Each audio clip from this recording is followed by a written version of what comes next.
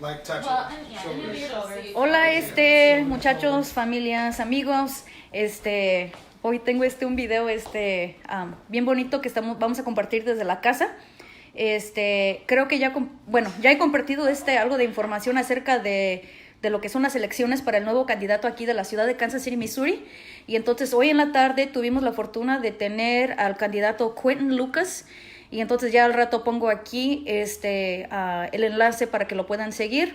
Todo esto aquí va a ser en inglés, pero igual les quiero brindar a ustedes la oportunidad de poder ver una entrevista pequeña que vamos a tener. Irán me va a hacer el favor de grabar este video. Hey, Josué. Hola, tía Lupe. Hola, Enrique. Hey, Claudia. So, anyway, aquí vamos a estar. Le voy a pasar el teléfono a Irán. Discúlpeme si ahorita nos seguimos preparando, pero bueno, aquí estamos y le voy a dar la vuelta.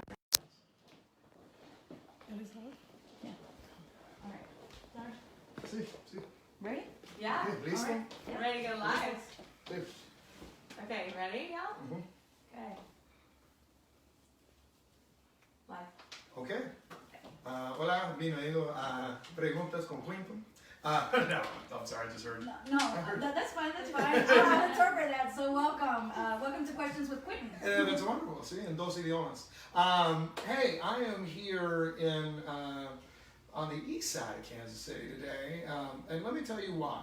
So, I mean, I live here too, but not at this house. So, Celia was watching Questions last week, and I think she said, well, how can I get involved, and how can I learn more about, like, City Hall, government, all that sort of stuff, why you're running for mayor and what you believe in. And so we said, we'll come out, we'll do a meet and greet today. You had probably 8 people out there. Mm-hmm. Yep. And wanted to make sure that like more communities are getting a chance to be involved and like know about the mayor's race, because I know we don't always do as good as we can in terms of like getting information out to more people. We don't mail everybody, we don't get on enough television and radio, particularly with different groups, and so that's kind of why we're here. So Celia, tell, I guess kind of like, what's your Kansas City story? So like born and raised here, what are you into, all that stuff? Yep, so born and raised here, born and raised on the east side, so 24th and Quincy. Hey! But East side, yeah, I know, east side. So, but grew up on the east side, went to Catholic school, so St. Stephen's Academy, used to be off of Bennington, 10th over there.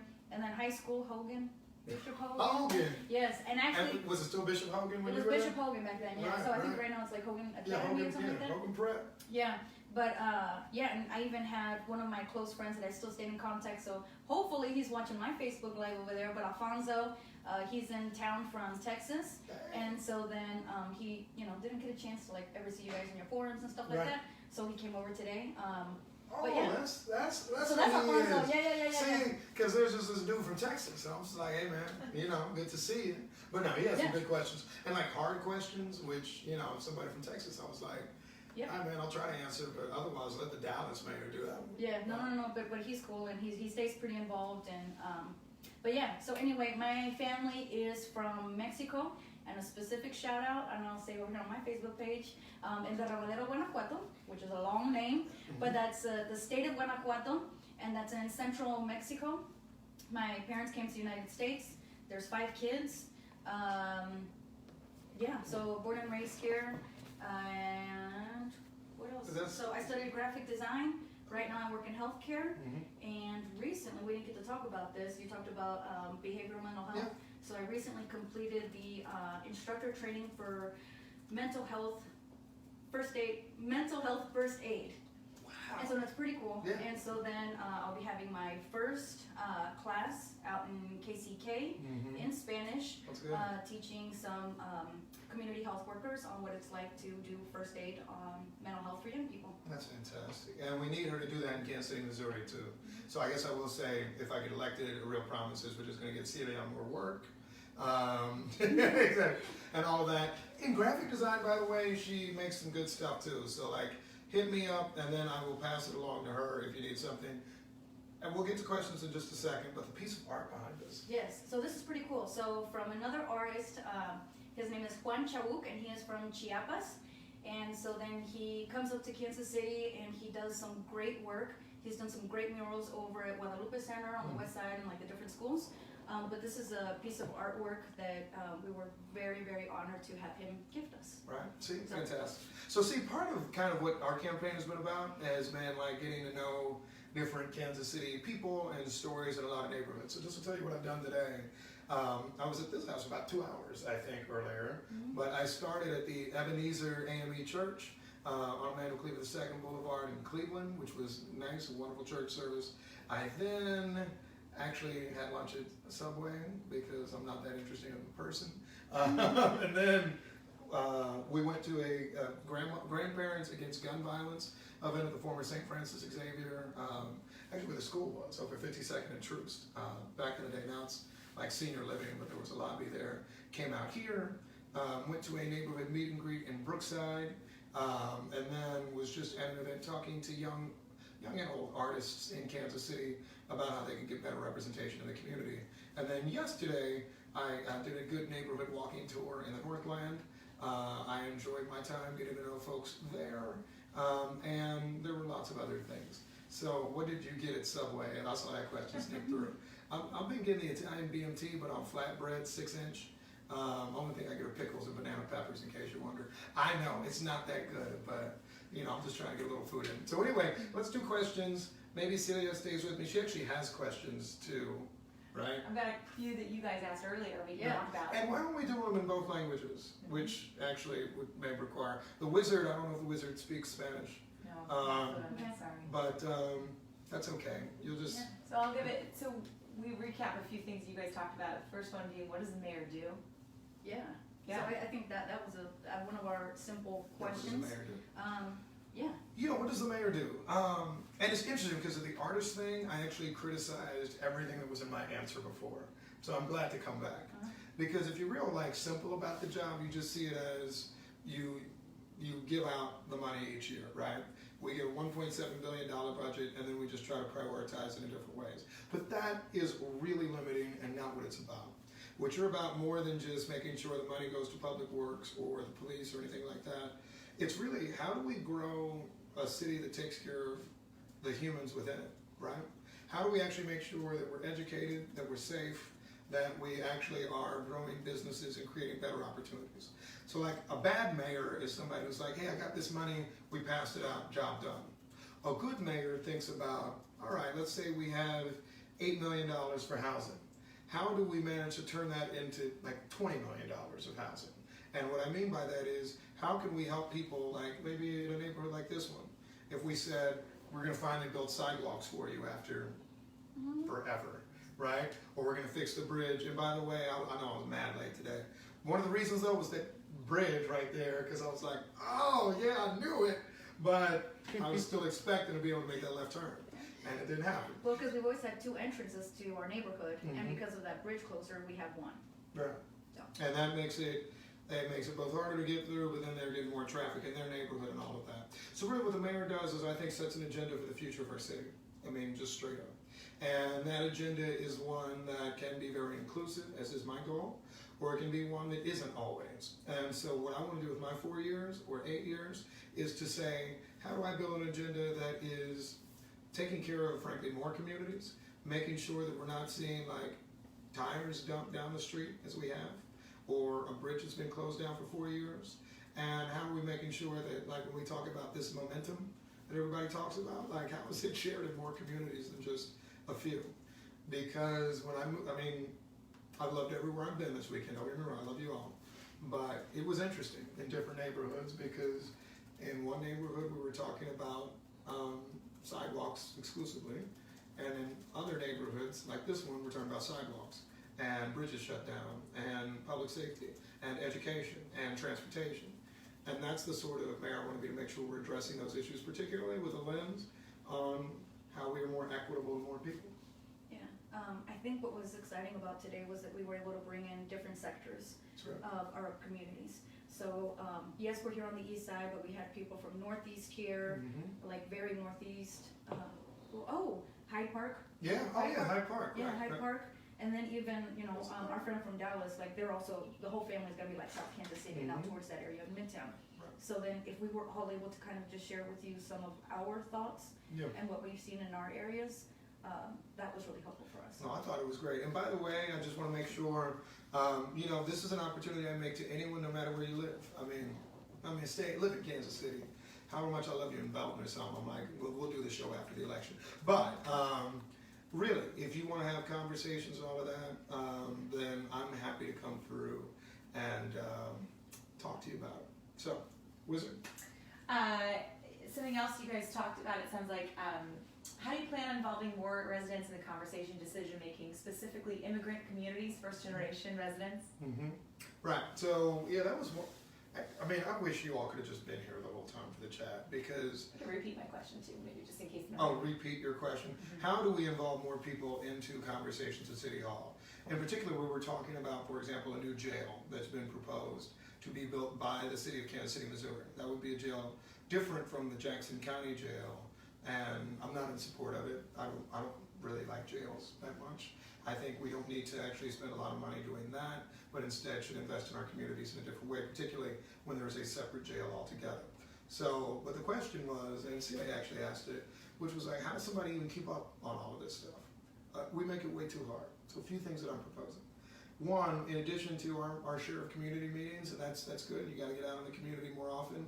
The 3rd District, for example, has a meeting every month that is at a community center, but the problem is not a lot of people know about it. So we need to do a few things. I as mayor want to make sure that every 3 months, so once a quarter, I'm doing kind of an update with different areas of the city to be like, this is the public works update in this area. So you can ask like, what's up with the bridge? Or what's up with the trash down the street? Or will we ever get sidewalks? We repaved the street, but we didn't do that stuff. And so I think that's like one important one. We'll also continue to do things like this, but this can't just be something that's like election time, right? We can't just do like Facebook questions now and then I forget y'all for 4 years and go away. Instead, like it needs to be consistent, it needs to be regular, so people know if they've got something they can tune in and just hit us up. And then even more to the point, I think we need to find more allies in the community. And what do I mean by that? What I mean is, how do I say this gently? Because we were getting real, we were being direct before. We were real before. Like, too often I think, let's use the Northland for example. There may be a few of you who are watching from the Northland, and every now and then there are like a few community leaders who contend that they speak for everyone, right? The bigger thing is though that that's not true. I need to make sure if I'm lucky enough to be mayor, everybody on the city council should too. We need to make sure that like people, that we're reaching out to bigger groups. There's a dog and something. But we need to make sure that people are actually like, that we're trying to reach more communities. So it's not just talking to 1 or 2 people, it's actually going to more community organizations. It's doing more things like this. It's knocking more doors and saying, how do I become, like how do I know what's going on? And it's listening.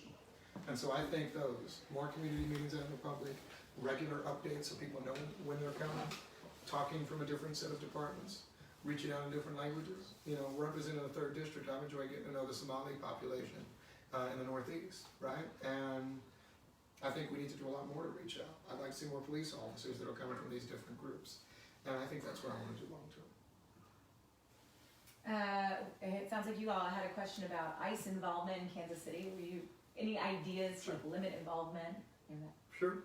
Yeah, we spent a while talking about that. And for me, the idea is, I don't like involvement with them, right?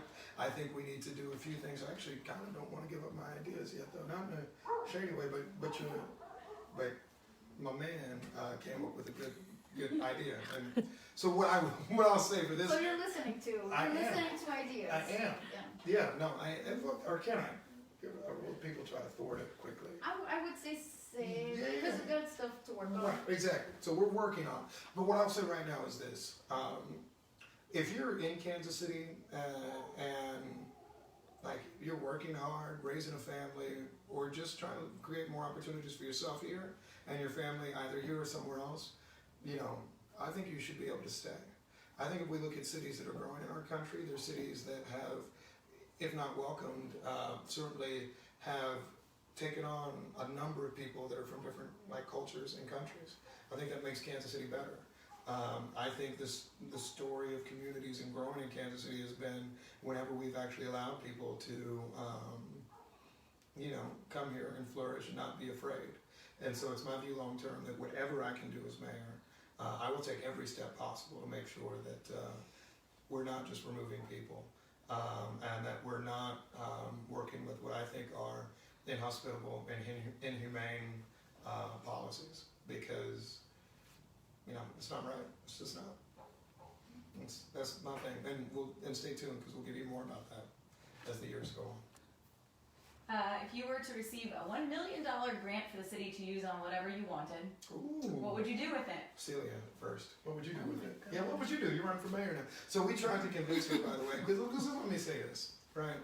This woman is brilliant, right? Connected to a lot of people, clearly ambitious, engaged, all that sort of stuff. She is just the type of woman we need running for political office. Really is. Now, anyway. So I guess my first thought, like along those lines, because we had this conversation, Yeah. it's investing in young people. Yeah. At a certain age, we decide what we're gonna do with our lives and what path we're gonna take. Mhm. And these young people are still have so much potential. And so then, I love hearing you talk about, the school system and kind of Yeah. those plans, and we talked about education. So if it were $1 million or $15 million, whatever you said, I would find a way to best invest in young people, mentorship, guidance, exposure to, we talked about civics and local policy and Absolutely. government, so. Yeah. I guess my answer would be, I'm just gonna steal her answer. Young people. My first $1 million, or if we just got $1 million grant, I would try to say it needs to fund something that we're not already doing enough of. And I might make that investment in mental health.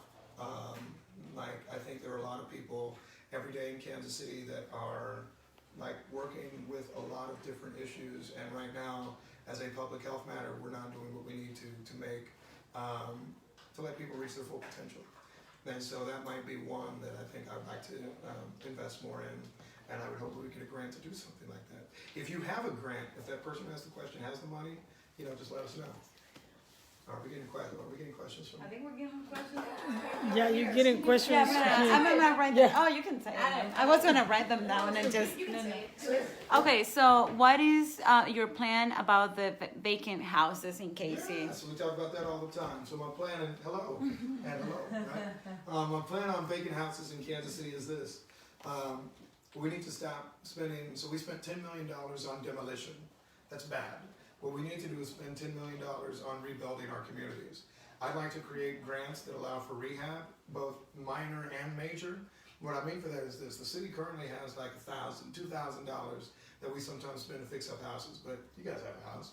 If your roof goes out tomorrow, right, it's not a $2,000 repair, that's a lot more expensive. And that might lead to you moving out of town, doing all types of things. So I'd like to invest in more rehab programs, particularly in older neighborhoods of the city.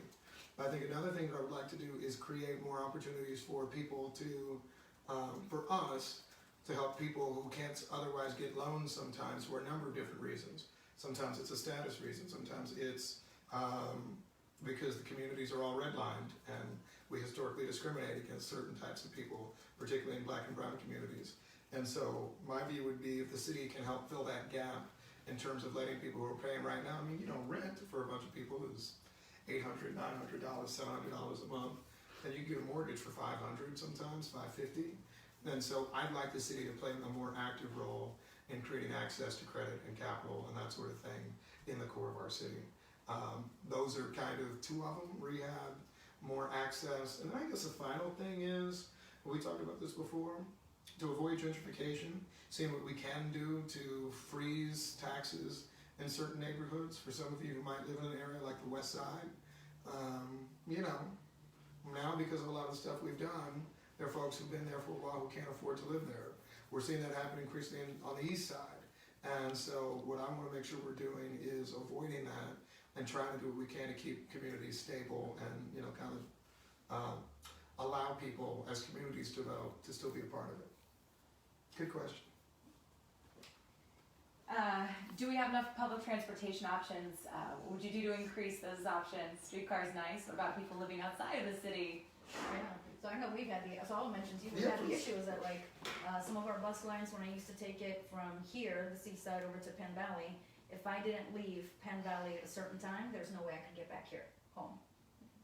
So And we were talking about, so a few things that I want to do, and right, we're here on the east side right now.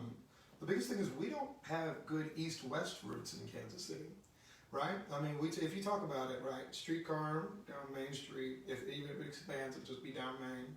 You got your Maxes, ironically also Main, Truce, Prospect. People move east-west in Kansas City. You know, there are a bunch of people that are over here and trying to get to Penn Valley. Or let's say you're on 39th Street and you got a job over at KU Hospital or something on State Line. So I'd like to see us invest in more frequent bus routes, frankly just better bus routes that go down streets like 75th, 63rd, 59th, 55th, 47th, Cleaver, 39th, 27th, 18th Street. And for those who go up north, the same thing as we keep going up, right? And my view is that, like, yes, it's nice to have all these other things, but we also need to, when we talk about transit, have transit for people who need it, right? Have transit for people who are trying to get to work every day. Have transit for people who are trying to get to school and more opportunities. And that's what I want us to do long term. Dusty wants to know, would love to hear you discuss holding developers who seek TIF and other subsidies accountable to ensure bring the value revenue they promise to tax-paying citizens. So step one is, and we talked a little bit about tax incentives before, right? And you know how it's not always going to help the community. The first thing is you need to do less. You need to do fewer TIFs, right? You need to do fewer tax abatements. All that money, you know, I was visiting with 2 young women who were Kansas City Public Schools students, and outstanding students there too, I'm sure. All right? And don't get out of the camera shot, she's moving away. Moving away, it's weird, I know. But for me, step one is making sure you're not doing as many. Step two is making sure you have more what we would call clawbacks. And a clawback is, right, you have your contract, but they're supposed to deliver on certain things, like creating so many jobs. For a lot of these projects, the number of jobs is never created. So I think what we need to do is take back some of the incentive in such a situation. I think another thing that we need to do is, when we're coming up with these deals, you need to think more about community benefits in connection with them and more equity in connection with them. What you can't just do is say, hey, let's put a big business up somewhere and not think about the neighborhoods nearby. So what I mean by that is, yeah, the big business should actually also be investing in the neighborhood shopping center down the street. Or the big business should actually say, hey, maybe we will put in money for a home fund that's nearby, right? Or invest in a school that's nearby, frankly. I mean, that's the sort of thing that we need to make sure that more people's feet are held to the fire. But my biggest one would first say, hey, let's not divert our tax base. She pays her taxes, I pay my taxes, everybody here pays theirs. You know, frankly, you know, business should be paying theirs. There's a couple bridge questions, Naja and Jason. Will downtown bridge be fixed? Jason asks, what's your plan to replace structurally deficient bridges in the Northland? Right. Oh, Jason, I see you, because you were Facebooking with me earlier today. See, they know how to get me, right? That's the openness and access. When we say downtown bridge, are we talking about the Buck O'Neill Bridge, I guess? I think so. Yeah. You're right, okay. You know, like the nickname you've given it. 2 different issues. I'll start with Buck O'Neill and then go from there. It takes you over the Missouri River. It's a big project. The state of Missouri is not stepping up and paying the amount of money that it owes in connection with that. I think the first step we need to do is work with the state to try to make sure they unleash the funds that allow us to get a bridge of like a good quality and not just doing bridge repairs. Right now I'm hearing a number of about $50 million is what the state is suggesting it's willing to put into it. I think frankly we need to talk to more people, including the governor, who does have some appointment authority over MoDOT, to make sure that we're actually looking at a concrete way to fix it. Because patchwork for a bridge that old just won't work long term. I think the other thing that we need to do in connection with our more local bridges in Byron's Ford down the street is one of them. You were saying your bridge has been out for what, 4 years? I don't know, somewhere weird. Or Really 6? don't count out. Between 4 to 6 years. 4 to 6 years. And so, you know, something that's been that long, first of all, is embarrassing. And I think it's the same issue that you have in the Northland, the same issue you have in parts of South Kansas City. What I've said before is that we need to make sure GO bond funds that were supposed to go towards existing infrastructure, actually do that. I've talked often about this Bridge to Nowhere project up north, where we spent $9 million of money that was supposed to go to existing infrastructure, and we put it into some economic development project. What does that mean? That's $9 million that didn't go to fix Celia's bridge, that's $9 million that didn't go to fix Jason's bridge, and that's deferred maintenance that we're not taking care of. And so, oh, y'all do not have to do that, but, okay. They're putting a light on my bald head. Y'all can see me fine. This All is, right, all right. Keep this, no, it's coming. See, it's fine, and it gets weird like Stranger Things or something. Like, going. Okay, we'll we'll all done, fix right? it. We'll skip it. Right. But what I would say is this. Thank you. We need to prioritize existing infrastructure, and I think we need to take away some of the money we've been spending elsewhere. Another thing that happens, Jason's going to know this because he's in deep with it all. I wonder if I go like this with the lamp. No, it just won't work. The capital improvement sales tax is another source of money that I think we've allowed to be spent on far too many things. I think we need to go back to spending that on long-term broken public infrastructure. For example, right? We haven't fixed their bridge, but on the east side we've expanded some streets that frankly have not needed to be expanded in the last 6 years. And a big part of that is because we're not making it a priority. I'd like to, as mayor, as soon as I get in, come up with a list of projects that have been long deferred and just start getting from the top of that list and making sure before we're spending money on new things, there's more money we need to actually spend on the existing things. So we're not looking at another 6 years that her bridge is out and her neighborhood's dealing with issues relating to it. What are your plans to create avenues for engagement and understanding between Black and Brown youth in entertainment districts, particularly the Plaza and Westport, during the summer and weekends? You go. Well, I'm going to jump back to that $1 million question. Yep. It's investing in those young people, mentorship. You know, we have some great kids in the Casey Middle School District. That's We're right. thinking of these young girls, my nieces that were here today. Right. You know, she has to deal with transportation issues. You know, she's wanting to find a summer job, but there isn't a transportation line that, you know, a bus line. So it's finding those activities, those opportunities that they already want. You know, actually, yeah, I love that. I mean, it is this idea of, rather than seeing it all as a problem, we need to start seeing young people as an opportunity, right? I mean, when we think about young kids on the plaza, we're thinking of problems. When we think of young kids at Worlds of Fun, we're thinking of problems, right? We're not thinking about, you know what, they're people, right? And in the same way that we want to do things, we want to feel proud of what we're up to, we want to actually be able to live an exciting and good life each day. Like, that's what we need to think about with youth opportunities. And the other thing that I will say is that, like, I see, probably we both can say this as one time having been Black and Brown youth. You know, we're not like wild and crazy or different, right? We want to be safe somewhere. We want to be able to do like stuff with our friends, and we also want to be safe with where we are. That's part of the reason that the kids will flock to a certain area because they know that's different than just being like maybe down a block in some dark place. And so I'd like to bring back a few things. I know our current mayor's had activities like this, but Mayor Cleaver I'll always love for the Mayor's Night Hoops program. We got some Oh money. my God, let there be light. Yeah. This is good. This is awesome. Thank you. Now we can keep going. Wow. We look good. The art's coming out. You can't see my gray hair. Yeah, exactly. I know. This is nice. And so I'd like to see us bring back more of those programs. But actually, you make a heck of a point, which is the summer transportation idea. It's only so much to match kids with jobs. Right? The other thing you need to do is match them with an ability to get to them. And I think, particularly during the summer, I think if we do more of my east-west bus routes, we get some of it. But yeah, continuing to realize that like the summer job question or the summer activity question isn't unrelated to the whole idea of how to build better quality of life. Okay, Sheila has two questions. What have we seen in the Northland End? So we are getting a new airport. So what do you plan to do to clean up the emptiness along the north stretch of I-29 to make people flying into Casey enjoy the view? It's a real bummer up there. The emptiness? What was that? Yeah. Well, that's interesting. Some of the emptiness is actually at the airport itself. So like one of the first things is that the airport is just much larger than any human would think. I feel like it's the size of Rhode Island or something. It might not be, but it feels that way. And so like a lot of that property is airport land.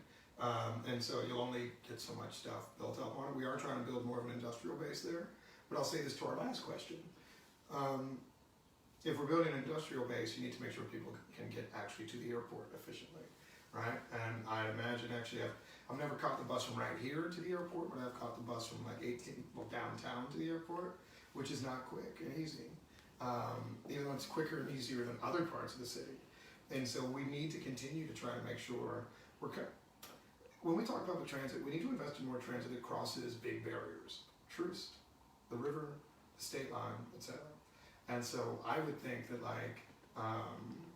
that would be one thing we could do. Actually making sure that there's a job and workforce base that can get up there. In terms of just infill along, I mean, we're actually not doing a bad job if you get, frankly, from 152 to Platte Woods. I mean, that's Kansas City, Missouri. We're filling in pretty well there. Some of that stretch is actually not Kansas City, Missouri. And so I would say, to use real professional speak, actually, I shouldn't. Never mind. I was about to. Never mind. God bless that other town. And, so that's what I'll say. Building an industrial base there, continuing to work on that, that's what we can do. Tashara asks, what will you do to squash this so-called beef between Kansas City and St. Louis? Tashara, I'll see you in St. Louis. So this is the Tashara I know. See, I'm getting in trouble, y'all. Because let me tell you about this woman. She ran for mayor of St. Louis, right? Had like the newspaper kind of against her, had so many others, had all these institutions that were like saying, oh no, you can't do it, all of that. Strong black woman who was like, no, I'm going to be a first, I'm going to be something different for St. Louis. Her opponent had a ton of money, a lot more money than her, and then she was like within a hair of winning that election. So I have learned a lot from her race as another candidate who is outfunded and all of that, and the institutions aren't about. You're a mentor to me. I think you're a mentor to a lot of people, particularly young women throughout the state of Missouri.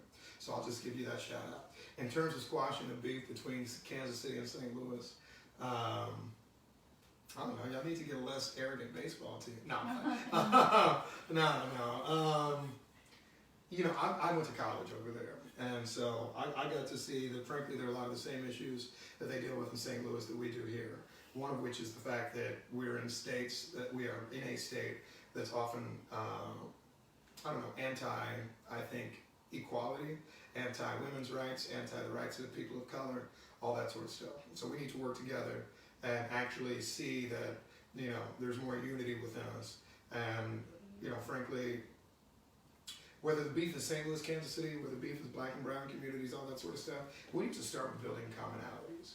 We talked about this before, when I got elected to office, and it still happens sometimes, and it breaks my heart, because I'll get like a black community leader who's like, well, there ain't nothing but Mexicans working on this project. And I'm like, well, yeah, because, they're working hard. There is enough work for everybody if we actually are working hard to build more jobs in our community, and if we're actually working hard to create more opportunities in our community. So maybe the issue isn't that somebody stole a job, it's more about how do we get more jobs here? How do we get more jobs that are giving people a second chance sometimes? How do we get more jobs that actually are paying a fair and a living wage, which we continue to fight for in Kansas City and St. Louis? So that's where I think we can bury the hatchet. The other thing St. Louisans need to do is become Chiefs fans. I know it's sad for y'all, all that sort of stuff, but come on, we're that good. What do you plan to do to promote the importance of early childhood education in the KC area? And then I'll just add this one into it. What will you do to ensure every kid has safe routes to school? Similar. Right. So on both, I think we've already talked about it. Something that people don't know sometimes is the number of kids that actually, and this isn't where you're going with safe routes to school, but I'm going to say it. The number of kids who actually catch the city bus, like I was about to call it the Metro because I was going all 90s on it. It was Metro till like 3 years ago. But anyway, so there are a lot of high school kids actually in Kansas City, Missouri, who are catching like the bus, like the KCATA, the Ride KC bus all the time. So I think a big part of that is, and when we're talking about your nieces, we're talking about kids that may be catching the bus to get from school to their job and all of that, and they're important contributors to their family's annual income. And so one thing that I want to do is make sure that we're equitable in our bus service, that we're creating more opportunities for, frankly, more opportunities for people, particularly people who need it, to catch good bus routes, to have better bus routes in our city. I'd like to see the KCATA spend more time kind of looking at that better bus route approach, as opposed to some of the, I like the creative ideas we have, but I'd like to see that. I'd also like to see us get to the point where the city bus is free for everyone in Kansas City, or at least to the sliding financial scale. If we can make a free streetcar happen out of our creative juices in Kansas City, why can't we do that for people who need it? Okay. Safe routes to school, early childhood education. Safe routes to school is going to relate to us finally invested in sidewalks like the way we said we would. I heard a presentation from the students at Southeast High School recently where they were talking about, yeah, y'all said we would get these safe routes, but it hasn't happened. Why? I think a big part of that is the issue that in our sidewalk program, we're still doing way too much of the, somebody calls 311, they get their sidewalk replaced in front of them. I get that, but I think the safe routes to school matters more. I think a kid being able to actually get through a neighborhood safely, particularly when you get people speeding up and down some of these narrow streets we have, is like a big issue. So I'd like to see that become a funding priority above and beyond actually just our sidewalk repair and replacement program. That's how I would do that. Early childhood education you asked about, you need to work with the school districts in connection with it. The reason I did not support the pre-K was because every superintendent was against it. And a big reason that every superintendent was against it was because of their fear that we weren't going to be delivering pre-K to the poorest families. And we didn't get to talk about this before, but this was something I thought about all the time.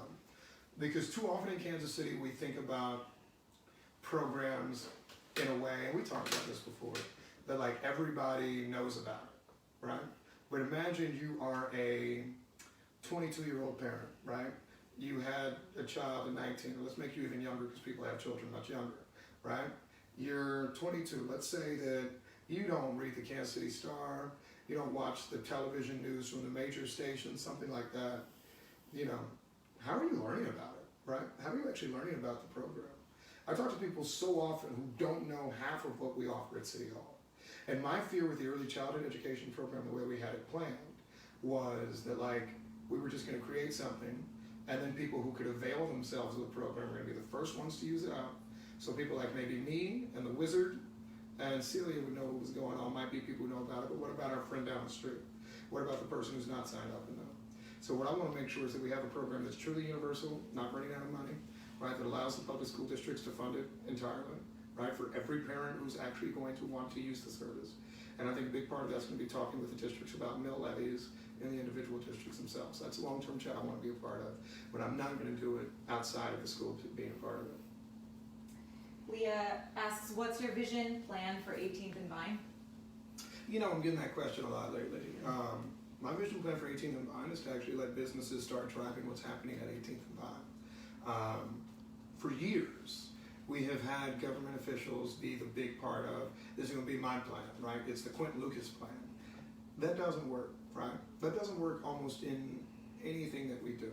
What we need to do is invite more individuals, more new businesses, more people with startup ideas to say, look, I want to be a part of this. How can I? Like the whole time I've been on council, people have been like, I have this idea. How can I grow it? And what we need to think less about is how do we fund parking lots and these giant infrastructure things, and more of how, if Celia, who I think may, like, you know, if you want to open a business tomorrow, how could you be a part of it? Right? I love that face. Them eyes. It's like, hey. But anyway, how do you do that? And that's what I'd like to see.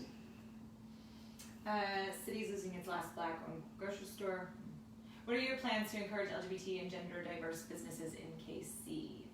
I will also add that Diana asks, the landing in South KC needs work, parking lot resurface, more businesses there. Are there any plans for that area as well? Okay. Landing more businesses, as I'm hearing the question, aren't just started by white dudes. Sorry, I'm cutting to the chase because it's late. By the way, to all of my white male watchers, we love you too. I'm sorry, I'm sounding so dismissive. I really do. I'm sorry. I love you. Anyway, how do we? Oops. I really shouldn't say stuff like that. All right, so how do we start and open more businesses for, frankly, the diverse? You started by mentioning LGBT. A few different things. I mean, we already have a city program. It's affirmative action program, but it's called our MBE WBE program. Those in the LGBT community are also covered under that program. I think the better idea, though, on how we actually create opportunities is to make our city more hospitable to smaller businesses, startup businesses. I think in too much of city contracting, we, first of all, are helping out insiders a lot. I think more of what we need to do is, I might even say a percentage set aside for businesses that did not exist in Kansas City 5 years ago, right? How do we create opportunities for that business that is younger than 5? And making that a priority in connection with the procurement, the bidding out that the city does all the time. Because we buy a lot of stuff. And too often, we're kind of buying from some of the same old folks. We need to create new things. Because if you think about it, right, Kansas City might get a mayor who 5 years ago was not in elected office. It's me, right? And so we need to always be, I think, rejuvenating, creating more opportunities. 3 more questions. All right. Jack asks, position on providing trash collection for multifamily homes. Yes, we need to. I mean, look, I live in multifamily housing. I make it sound like I'm living in Cabrini Green or something, but anyway, yes, I think we do need to. Everybody pays their earnings taxes. That's what it's supposed to help fund.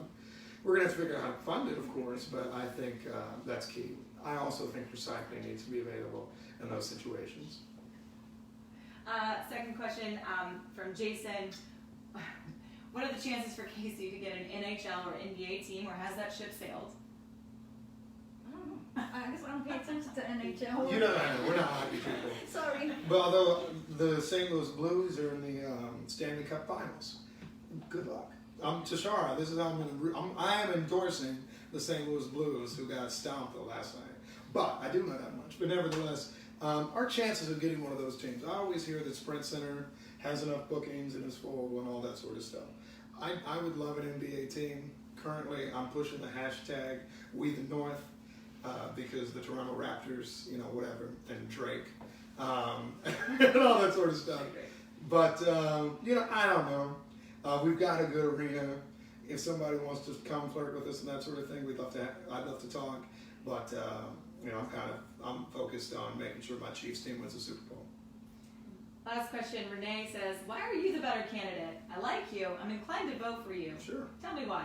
Sure. I was about to throw that to Celia, but I'm not going to make her do that because she's going to be like, I don't know. Like, what? Yeah, I think one thing that we mentioned earlier amongst several things, Right. I feel that you really get what Kansas City means to the majority of Kansas Cityans. And I think that makes a difference for so many of us within our circles and folks who are here. And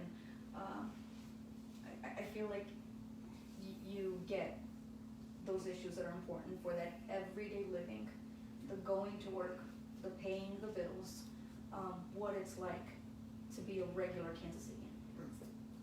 I can't really say it better than that. So, if you have further questions, then we can talk about it next week.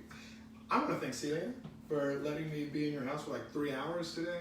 I promise, if you ever ask to have a meet and greet, I just won't be at your house all Sunday. She also gave me some very nice ceviche that I was driving and eating. Sorry, I shouldn't have said that either.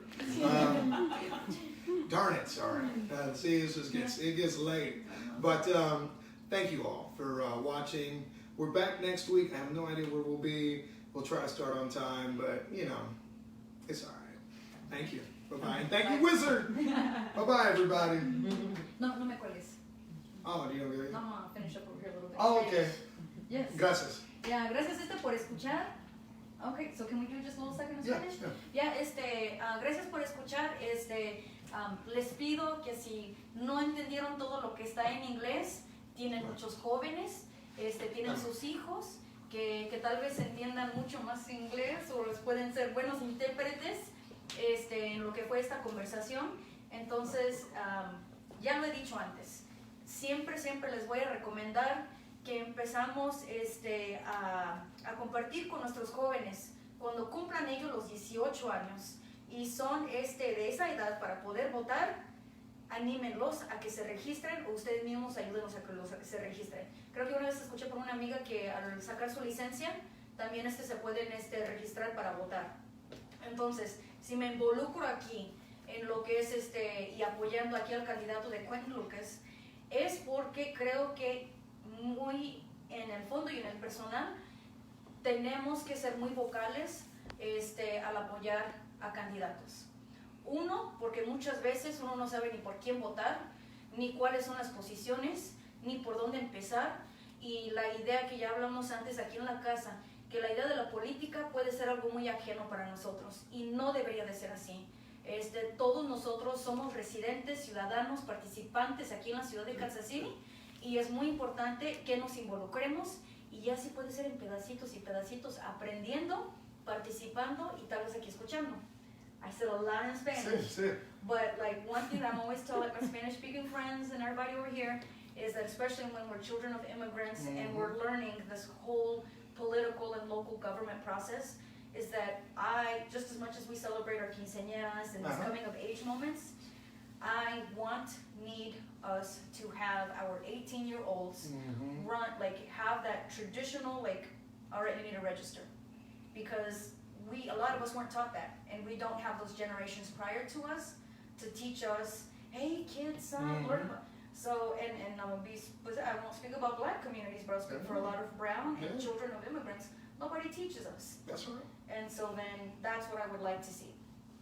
That's one thing I mentioned. Another thing too, I think that we also need to, if I'm putting myself out there and supporting you, and if my family and Iran, if we're supporting you, we can't do that, just within the walls of our house. That's right. We have to be vocal and say it. One of the things you mentioned earlier is that the other candidate will get a lot of money. And maybe we don't have money. Tal vez nosotros no tenemos un montón de dinero para compartir, para donar para una campaña, pero sí podemos apoyar lo que es o compartir con ustedes lo que es nuestra voz. So maybe we don't have the money, but we have our voice. And that's what we will share with other people. Right. So. Bueno, sí, absolutamente. Es importante para toda la comunidad votar y 18 de junio. Gracias y buena suerte. El próximo martes. Oh, el próximo. So you're gonna be on KKFI, Yes. right? I don't know who we were setting it up with. Right. Yeah. But Tuesday evening, I think it's gonna be 9:45, 10ish. And so then it's with a Spanish radio station, Rompiendo la Oscuridad, KKFI, some really good friends. So I'm gonna say this in Spanish. Yeah. Si quieren escuchar al candidato, vamos a estar en el show de Rompiendo la Oscuridad con Jorge Taboada y Lupita Cervantes el martes. Sintonicen más o menos como a las 9:45 o a las 10, no sé más o menos quiero empezar, pero más o menos entre eso. 90.1 en el FM. 90.1 FM, y igual yo creo que vamos a tratar de hacerlo en vivo también aquí en mi página. Okay. Okay. Gracias. Okay, Gracias. Okay, bye. Yeah, you can go.